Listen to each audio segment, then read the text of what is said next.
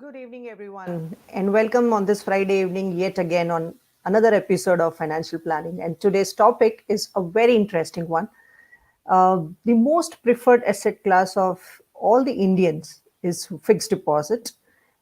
Trust me, this fixed deposit has kind of got some kind of fixed mindset that all of us have. Today, I'm going to give you certain why and why not of FD.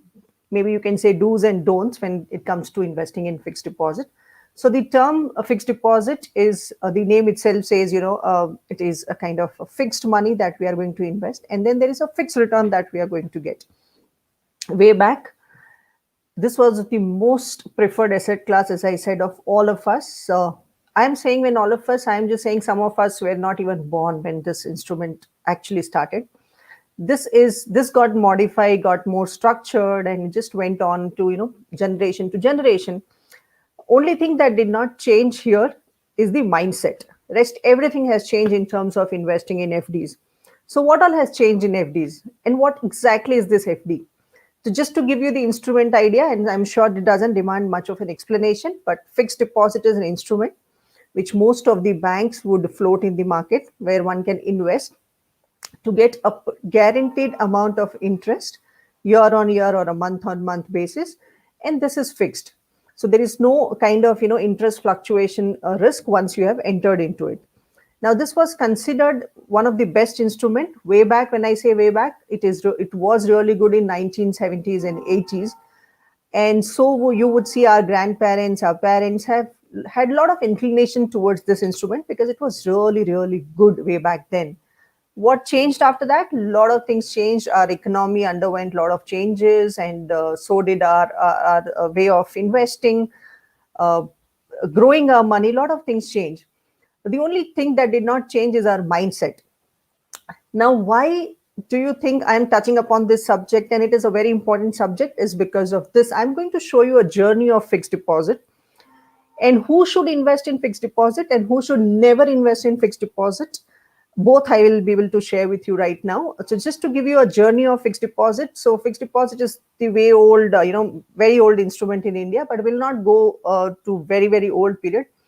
We'll be talking from a period of, we'll be, kind of looking at a journey of, let's say, 1970 to 1920, which means we're talking about a journey of 60 years, how this particular instrument has traveled, and what has happened to our investment if we have not changed our thought process towards investment and savings. So let's say in 1970s, in mid 1970s, around the year 1975, the fixed deposit up to 1990, okay, a good period of about 15 years, fixed deposit instrument gave us a return of interest of about 11%, which was good. 11% is a good rate of interest. If somebody gives me today, I can kill for it a fixed return of in my investment. 11% is pretty good. Then things change. The higher the inflation. So we'll not get into the technical side of it. Because I'm touching only about FD today. From 2000 to 2010, it went up to 12%, which was pretty good then also. That time you would have heard, our parents and the people in that generation would say my money would double up in 5 years and my 6 years. Wonderful. It went up even more between this period, 1991 to 1999, it went up to 14%. And then from 2020 to 2000 to 2010, it was at about 12%. But the major shift happened here.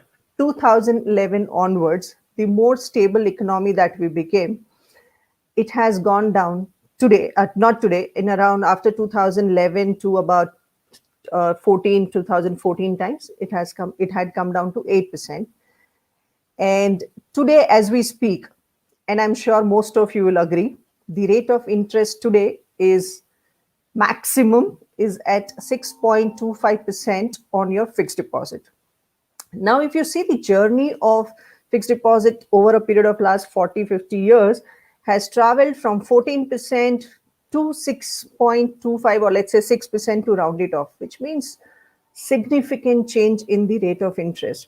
However, most of the people that I come across in my journey of financial planning, and since we help people on investment, This is the preferred asset class. And the moment people start making some money or see some extra money, they put it in FD. Well, now the challenge for everyone over here is, if I am making 6% growth on my investment, am I really making any money? So, what we really need to understand is this: the real rate of return.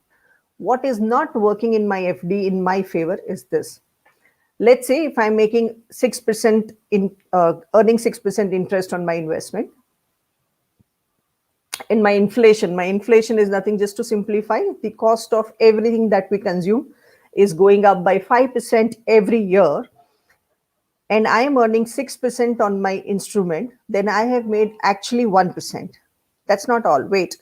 That 1% is also taxable. And I'm sure all of you will agree to this, that every interest that we earn out of our FDs or any other interest is taxable. Now, this is also taxable money. So whichever tax bracket you fall into, 20%, 30%, first 40,000 of your interest income is tax free. Beyond that, you will be paying tax. So of course it comes minus TDS. So effectively, let's say you fall under 20% tax bracket and your inflation is at 5%, you are actually not growing your money, but you are actually growing your money negative, sometimes minus 1%. So here the point for you to consider, or point for you to think about, or a food for thought is, please consider the real rate of interest while you are investing in your FD. Well, I don't consider FD as an investment at all. It's just a mere, saving instrument. So am I saying that you should never invest in FD? No, you can invest in FD. So who are the people who can invest in FD? First segment is of the people who are sure that they need to use this money in a very short span of time. Let's say I am having some 20 lakhs, 30 lakhs in my bank account. Don't just let it be in the savings account, put it in FD, provided if I'm sure that I need to use this money in 6 months time or a 1 year time, and I cannot take any risk. Beyond that, if it is about, I would say, let's say 15 months to 18 months, beyond that, do not leave your money in savings account or your FDs and not grow your money. There are a lot of other instrument in fixed instrument category also. So I would say people who have immediate financial goals can go for FDs. Otherwise, it doesn't make any financial sense. Also, I feel very, very, strange when I see young people, okay, they've just got into jobs and they've just started working. In their 1 year's salary is close to about 6-7 lakhs, and they are saving more than they are able to save most of it. At the year end, at the first year end itself, they have savings account balance of 3-4 lakhs. And where does that money go? To FD. And for what? To grow at 6%. And what do they grow actually in 10 years' time? Just nothing. So the whole point here is, do not make that mistake. If you are young, FD is not for you. You will have to look at instrument which can give you real rate of return, higher, much higher than an FD, at least 4% more than the normal rate. So that is what you need to consider. FD interests is not for people who are just looking at a long-term return. FD is for people who are having immediate financial goals, or people who are look completely, only a little money and living on this money can look into FDs. Now, the second question is FD 100% safe? That is what we consider, right? That FDs are 100% guaranteed and so on and so forth. Let me give you one small suggestion here. Not a suggestion, it's a rule, it's a fact that all the monies that is put in FDs across any bank, okay, is insured under a insurance deposit scheme up to 5 lakhs, which means 5 lakhs of your FD. Let's say if you have 5 lakhs FD, 6 FDs in 6 different banks, it is safe up to 5 lakhs. But if you have, for example, in SBI only 30 lakhs in 5 or 6 SBI branches, in totality, your money to the tune of 5 lakhs only is considered for insurance. So it's not that every money that you put in FD is absolutely guaranteed or secured. Another level of risk that people take is by putting their FD money into cooperative banks. Now, it's my humble suggestion, do not run after those 1 or 2% extra. Cooperative banks can be real risky. So there are much better instruments. Just to give you an example, what you should look at while you're looking at guaranteed return Consider a target interest of at least 9%, which can be, after considering the inflation and the taxation, you will still make about 3 to 4% kind of a return, which will be good to grow your money with. What are the options available? There are many options available. You can, it's just that, our minds are so fixed that we have always thought fixed deposits is the best instrument. I'm not saying it's a bad instrument, but will it work for you is something that you need to think of. So consider investing in some other instrument which can give you much better than FDs, as I said. So what could be these instruments? It could be like perpetual bonds or NCDs. Now, this is a segment which is really, really unexplored by people. Typically, people who look to invest in FDs every now and then, I would say, please look at investing in these kind of instruments also. They definitely will generate better returns compared to your perpetual bonds or NCDs. So can somebody tell me what does this mean? What is perpetual bond according to you? Can I have some comment out there? What is perpetual bond or an NCD? Yeah, perpetual bond or NCD. So the name itself says perpetual, right? It is perpetual in nature. So why should you buy this kind of bonds? Because it will go on for a long time. So many state government and central government float this kind of perpetual bonds, which may or may not have a secured guarantee, but that's for you to look for before investing. But these are definitely a better instrument compared to your FDs kind of an investments. Yes, so NCD is, as you said, non-convertible debentures. So these kind of instruments are floated by companies or the governments to raise capital from public, same like FDs, and gives us fixed return rate of interest, which is much better than your FD interest. There are a lot of other benefits when you invest through this route. So right now I'm not getting into that, because getting into this could be another subject. I'll be doing a video typically on perpetual bonds and NCDs to give you a clearer picture as to how does it work.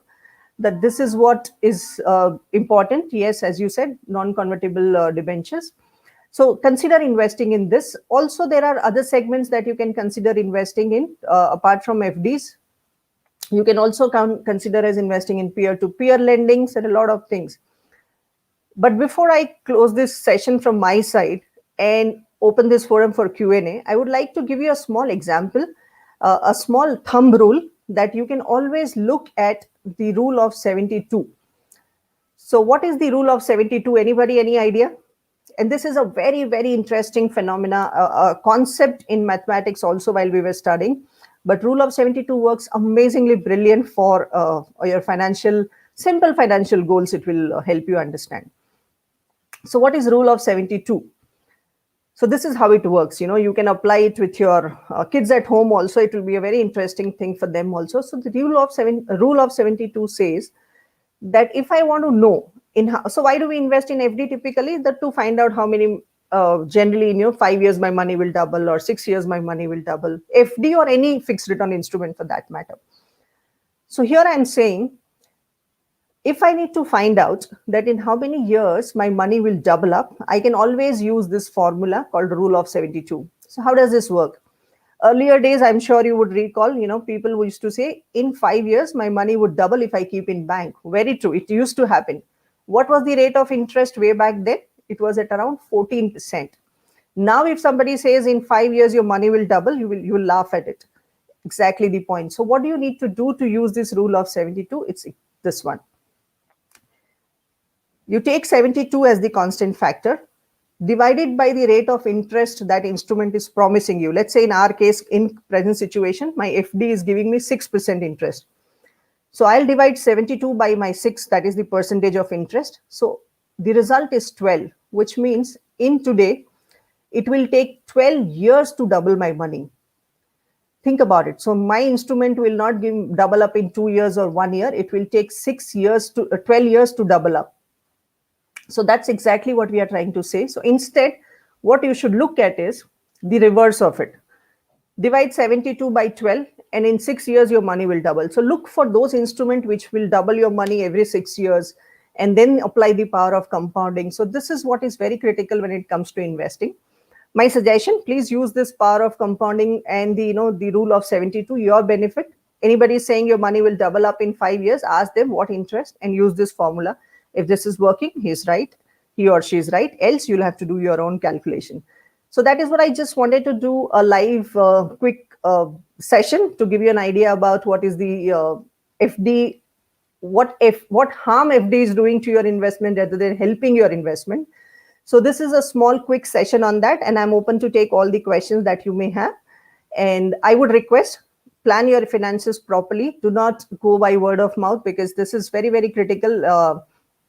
All your investments are, hard earned money, and do not go by hearsay. It is very important that you take conscious decision. For any other question that you may have, you can always post in the comment right now, or I'll leave out my contact details also. You can always reach out to me on mail or call.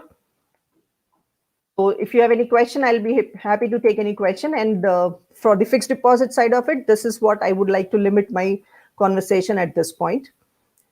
Can I have any, if I have any other question, I'll be happy to take it, please.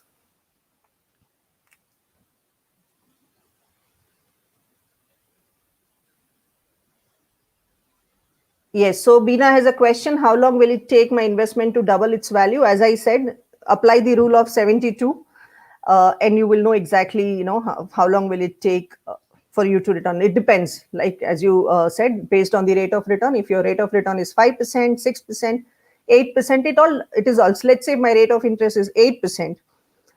Then it will take me 12 divided by 8, so 9 years for my money to double. So in present era, if I'm putting my money in FD, it will take exactly 12 years to double up. Just to give you a small example, if I'm investing in HDFC FD versus I'm investing in HDFC bond, I will be much better. So think about it. These are, some of the thoughts for you to think of. Thank you, Mr. Ramkumar. Yes, rule of 72 is always very interesting phenomena. Whenever I take this concept, people love it. And there are a lot of such concepts in financial planning, which I'm very happy to share with people. Okay, so another question is, how is investing in GF? What's the question there? I could not kind of get the question. How is investing in with Muthoot Finance? Okay, so Muthoot Finance, yes, if it is, as I said, it is a corporate FD. So if it is generating 9% kind of a return for you, and if it is secure, it's a good instrument. So I will not be able to talk about any instrument right now, because right now it is not about any product or anything. I'm just trying to clarify the concept here. Yeah, investing in FD, as I said, Muthoot Finance is borrowing money as a private entity. So yeah, if it is able to give you some security and giving you some guarantee, yes. With 9% kind of a return, definitely yes. Yes, any other question?